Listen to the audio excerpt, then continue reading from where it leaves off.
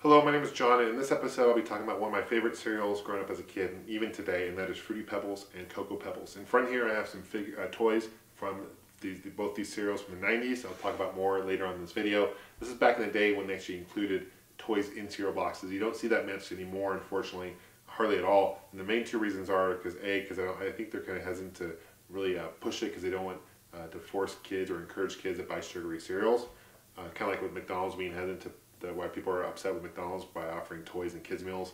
It's stupid. Another reason, I think the most important reason, and probably the reason they don't want to explain to people, is because it just cut costs. They don't have to pay for the money to make the toys. By not paying for that money, they make more money on the bottom line, and that's the main reason, I think. But unfortunately, kids are left out by having toys and cereals today. I remember my mom would come home with cereals, brand new. I'd open them up, take the bag out, and find the toy underneath there. Super excited to find those. And every once in a while they have a toy inside the box, the bag itself with cereal, so I'd dig my hand in there and grab them out. I'm sure sanitary reasons probably wasn't the smartest thing, but you're a kid, you don't really think about it back then, and they were cool. So these are some of the toys. I'll explain more of those later on. As far as the cereal line goes itself, it's a lot older than many of you guys may realize.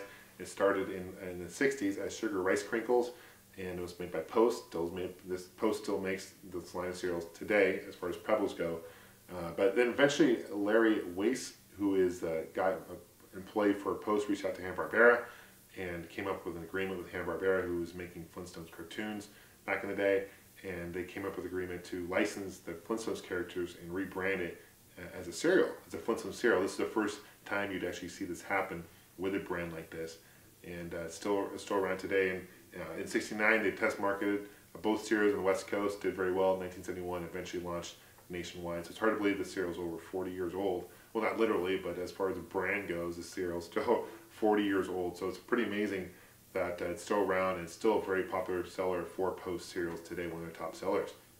So, I remember I have a lot of fun memories of the commercials for the cereals growing up. I mean, they would actually use the voice actors of Fred and Barney from the Flintstones cartoons and use them in the commercials for these cereals. And basically it would start off one or two ways. They'd have Fred, who'd be eating his cereal, and then Barney would be in disguise and trying to steal the cereal, and eventually he would grab a couple bites, and Fred would yell, "Barney, my Pebbles!" And just every commercial is a little bit different.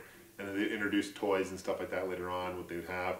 And there's several variations of the Pebbles. They'd have spin-off cereals like Dino Pebbles, and they'd have, which was basically Fruity Pebbles with marshmallows, which was delicious. And that was in the 90s. I wish they didn't get rid of that. And then also they'd have like Bam Bam Berry Pebbles, which is like Fruity Pebbles but with different flavors of berries, and that was really good. But they had like maybe a dozen or so Fruity Pebbles. One of my favorite things to do with the cereal is kind of like Rice Krispie treats, is to make like a Pebbles crispy treat. Delicious. I recommend you guys try that. And over the years they'd introduced new flavors and colors of the flavors. So they had orange, they introduced grape, and they had a pink one. They introduced the latest one was in 2005. As far as the toys go, this is the first release. They have a T-Rex, they have a woolly mammoth, Triceratops, and there was more pterodactyl, and they had the Bronchosaurus.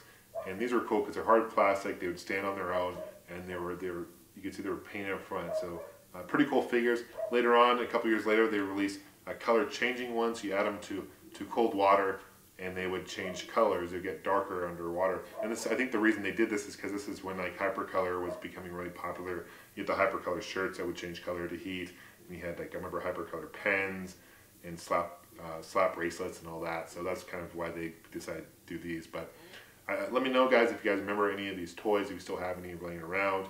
I'll be curious. And there's other toys that were released for these cereals over the years.